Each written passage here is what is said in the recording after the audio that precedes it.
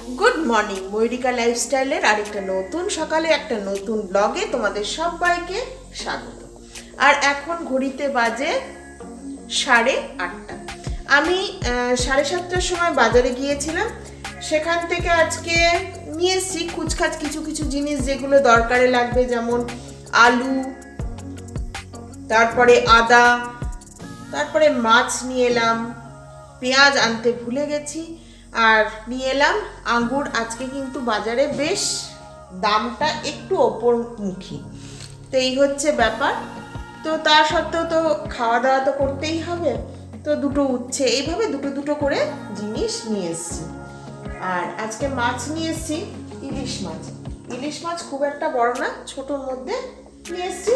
আর বললাম যে যেহেতু ছোট সেই জন্য বেশি পিস করার দরকার নেই, 3টে পিস করলেই যথেষ্ট।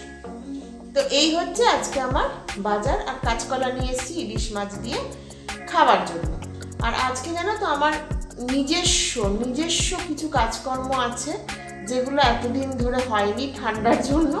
তো সেই কাজগুলো আজকে মনে হয় একটু একটু করে সারতে হবে। তো চলো, দিনটা তো শুরু হলো, দিনটা যেমন যাবে তেমনি করে ব্লগটাও যাবে। আর এখানে প্রেসার কুকারে আমি বসিয়ে দিয়েছি আলু সেদ্ধ করতে, কারণ আজকে ওই টিফিনটা করে দেবো পাউরুটি আর আলু দিয়ে একটা স্যান্ডউইচ টাইপের করে দেবো। আর আজকে বাজার থেকে এই যে আঙুর নিয়ে এলাম। অনেক দিন শাক আলু নিয়ে এসেছিলাম, আজকে নিয়ে এলাম আঙ্গুর। শাক আলুটা কিন্তু প্রত্যেকটা মানুষের খাওয়া খুব দরকার, কেন কি শাক আলুতে আমরা শীতকালে তো খুব কম জল খাই, তো শাক আলু খেলে আমাদের শরীরে যে জলের ঘাটতি হয় শীতকালে সেটা পূরণ হয়। তো সেই জন্য এই কদিন বেশ শাক আলু আমি বাজার থেকে নিয়ে আসতাম। আজকে আনিনি, দেখি যদি বেলার দিকে বেরোই তো শাক আলু নিয়ে আসবো।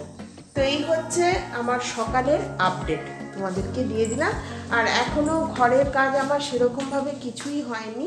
এই যে এখনও বিছানা তোলা হয়নি, সেগুলো আস্তে আস্তে করবো, কাপড় কাচা বাকি আছে। তো চলো আস্তে আস্তে কাজ শুরু করে দিই। তো সঙ্গে থাকো, দেখতে থাকো।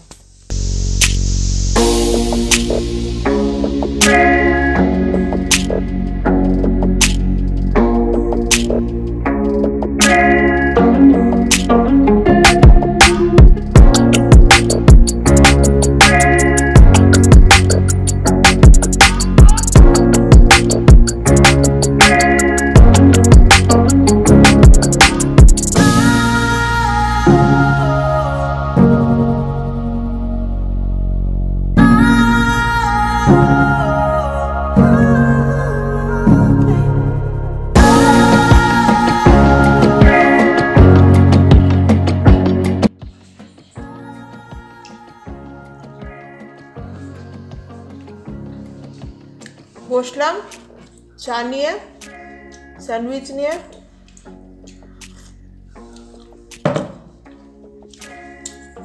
অলমোস্ট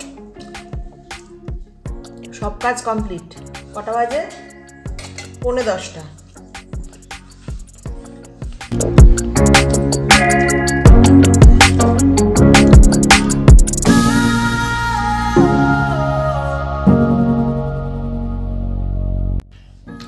দেখবে বাড়িতে যদি পাউরুটি থাকে তাহলে বিরাট বড় টিফিন তোমার বাড়িতে আছে। পাউরুটি দিয়ে যে কোনো জিনিস অনায়াসে বানানো যায়। আর আমার পাউরুটি, মাখন আর চা যদি হয়ে যায় কিচ্ছু লাগবে না। চলো চটপট খাবার খেয়ে নিই।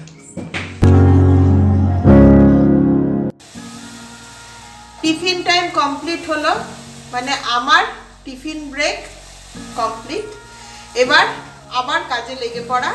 তো বলেইছি যে কি মাছ এনেছি, তো চলো চটপট আজকে খুব সিম্পলভাবে রান্নাটা সেরে নেব, কারণ চুলের যা অবস্থা দেখছি তাতে মনে হয় আজকে আমাকে একটু শ্যাম্পুও করে নিতে হবে। তো কালকের থেকে ওয়েদারটা খারাপ থাকবে শুনলাম, তো সেই জন্য আজকে শ্যাম্পুটা করে নিচ্ছি। তবে এটা ভেবো না যে সরস্বতী পুজোর জন্য একদম শ্যাম্পু ট্যাম্পু করে টিপটপ হয়ে যাওয়া, তা নয়। মাঝে মাঝে শ্যাম্পুটা করলে আমার যে ড্যান্ড্রাফ হচ্ছে সেটা কিছুটা কেটে যাবে। তো সেই জন্যই শ্যাম্পুটা করা। তো এই উইকে আর কি আমার হয়নি, তো সেই জন্য আমি আজকে করে নেব। এই হচ্ছে ব্যাপার। কোনো সরস্বতী পুজো বলে কিচ্ছু নয়, শুধুমাত্র নিজের স্বার্থের কথা ভেবে শ্যাম্পুটা করা।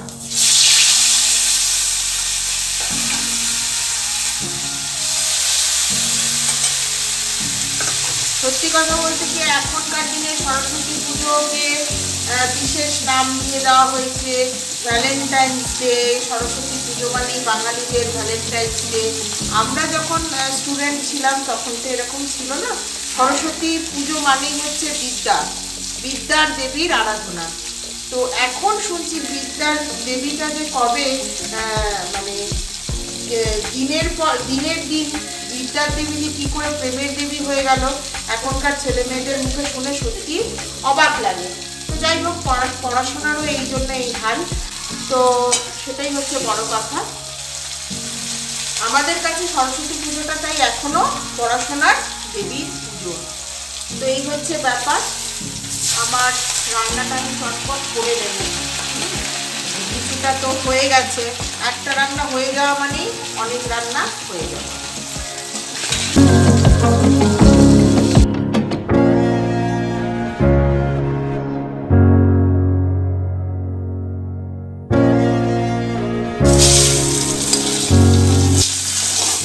আমাদের বাপের বাড়িতে নিয়ম হচ্ছে সরস্বতী পুজোয় জোড়া ইলিশ খাওয়া, বুঝতে পেরেছ?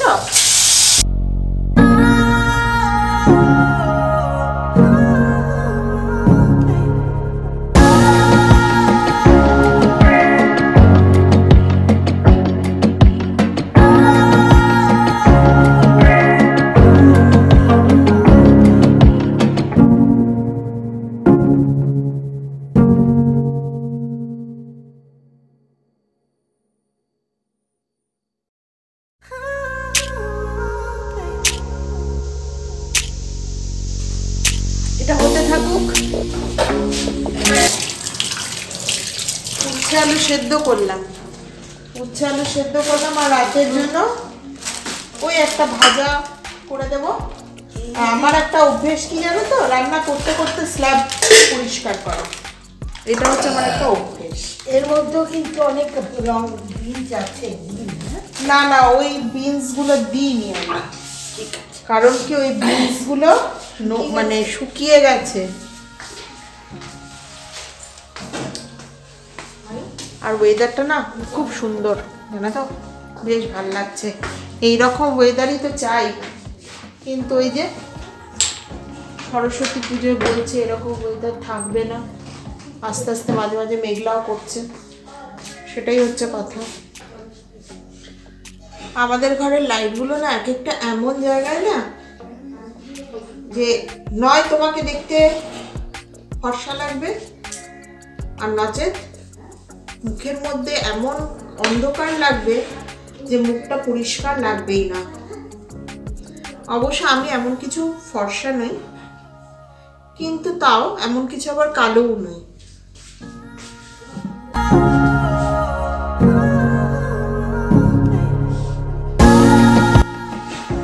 চলো যাওয়া যাক। আমার স্নান কমপ্লিট হয়ে গেছে, এখন বাজে 1:45। তো কাজকর্ম সব সারা হয়ে গেছে, স্নান করা হয়ে গেছে। বাড়িতে এসে দেখছি, বলেছিলাম না বেরোবো, তো বেরিয়ে বাড়িতে এসে দেখছি মা যে ভাজাটা রাত্রে বেলার জন্য করার কথা আছে সেটা মা বসিয়ে দিয়েছে। তো আমার অর্ধেকটা কাজ হয়েই গেছে বসিয়ে দেওয়াতে। তো ভাবলাম যে আর বসে থেকে লাভ কি, তো চলো চানটা করে আসি। তো চান করে এলাম, আবার কিছুক্ষণ পরে তোমাদের সাথে কথা বলছি একটু ঠিকঠাক হয়ে। সবচেয়ে খারাপ একটা জিনিস মাখছি, কিন্তু শরীরের পক্ষে সবচেয়ে ভালো, এবং আমার তো এটা খুব পছন্দের একটা খাবার। বলো তো এটা কি? উচ্ছে সেদ্ধ। আমার ভীষণ ভালো লাগে, জানো তো। একটা বয়স ছিল যখন এইগুলো খেতে একদমই ভালো লাগতো না।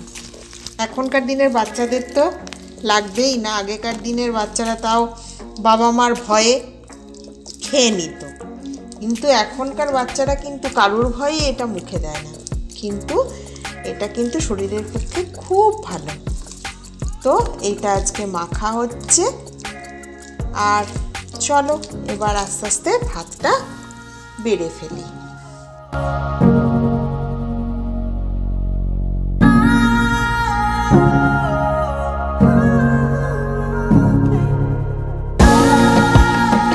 এই ক্লিপগুলো না খুব ভালো হয়, এই রকম পরে তো শোয়া যায় না। হ্যাঁ। আমার চলে না তো। দেখো এখন বাজে 6:40। মায়ের সাথে কথা বলছিলাম যে এই ক্লিপগুলো না খুব সুন্দর চুলটাকে গ্রিপের মধ্যে রাখে। হ্যাঁ, তো সেটাই বলছিলাম যে এখানে খোঁজ করেছিলাম, সেটা কিন্তু পাওয়া যায়নি। এটা কিনেছিলাম আমি মেলা থেকে। হ্যাঁ, তো দেখবো, খোঁজ করে দেখবো, নচেত দিদিকে বলবো যে এই রকম একটা ক্লিপ যেন নিয়ে আসে গড়িয়াহাট থেকে। তো এই হচ্ছে ব্যাপার। আর এখন সন্ধ্যেবেলায় চা নিয়ে বসলাম, আর চা আর বিস্কুট খাবো। আর মেয়েকে দুধ কমপ্ল্যান দিইনি, কারণ সন্ধ্যেবেলার দিকে মানে এই সময় এত রাত্রের দিকে দুধ কমপ্ল্যান যদি দেওয়া হয় তাহলে সেটা হজম হয় না। তো সেই জন্য দুধ কমপ্ল্যান দিইনি, ওকে অল্প করে চা দিয়েছি। তো এই হচ্ছে ঘটনা। তো ঘটনা শুনে হাসছে, শাশুড়া তো কি। তো এই হচ্ছে ব্যাপার, ঘটনাটা চেঞ্জ। তো এই হচ্ছে ব্যাপার। আর ঠান্ডাটা এখন থেকে একটু লাগছে, কারণ সকালের দিকে লাগেনি, সকালের দিকে বেশ গরম লাগছিল যখন বাইরে ঘুরছিলাম। এখন একটু ঠান্ডা লাগছে। তা দেখলাম যে একজন বলছে বেশ চেঁচিয়ে যে এবার নাকি গরম পড়বে। হ্যাঁ, তো জানি না তার কথা যদি হয় তাহলে নিশ্চয়ই এবছর সাংঘাতিক গরম পড়বে। সে যেভাবে উত্তেজিত হয়ে, মানে যাকে বলে চেয়ারের উপর উঠে বসে বলা, এই রকমভাবে বলছে, তো কে জানে। তো সেখানে আবার কমেন্টও করেছে লোক নানা ধরনের, যে আপনি এত চিল্লাচ্ছেন কেন। আবার কেউ কমেন্ট করেছে গরম পড়েছে তো আগের থেকে এত বলার কি দরকার, গরম যখন পড়বে তখন পড়বে। তো এই ব্যাপার আর কি। ফেসবুক আলটিমেটলি আমার একদমই দেখতে ভালো লাগে না, মানে কোনো কিছু এত বাড়িয়ে বলে, মানে কোনো জিনিসটা হবে ছোট, সেটাকে এত বাড়িয়ে বলবে যে মনে একটা আতঙ্কের সৃষ্টি হয়ে যাবে। তো যাই হোক, এই সমস্ত নিয়েই তো আমাদের চলতে হবে, থাকতে হবে, কিছু করার নেই। গরম পড়লেও থাকতে হবে, ঠান্ডা পড়লেও সেটাকে মানিয়ে গুছিয়ে থাকতে হবে, কারণ এগুলো তো আর আমাদের হাতে না, সব ওপরবেলার হাতে।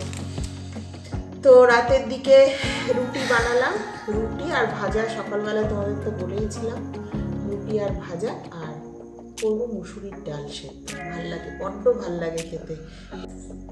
ডাল সেদ্ধর মধ্যে পেঁয়াজ কুচি, লঙ্কা কুচি, টমেটো কুচি দিয়ে খেতে একদম অসম লাগে।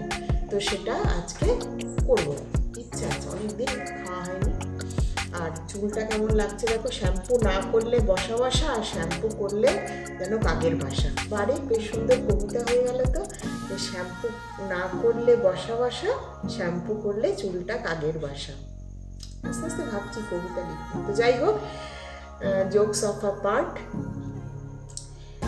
আর বড় করবো না, ব্লগটা এবার শেষ করব। আজকের ব্লগ যদি ভালো লাগে তাহলে অতি অবশ্যই একটা লাইক করে দিও। আর যারা আমাকে সাবস্ক্রাইব করেছো তাদের অসংখ্য ধন্যবাদ। আর যারা আমার পুরনো বন্ধু আছো তারা তো আমার সাথেই আছো, পাশেই আছো সবসময়।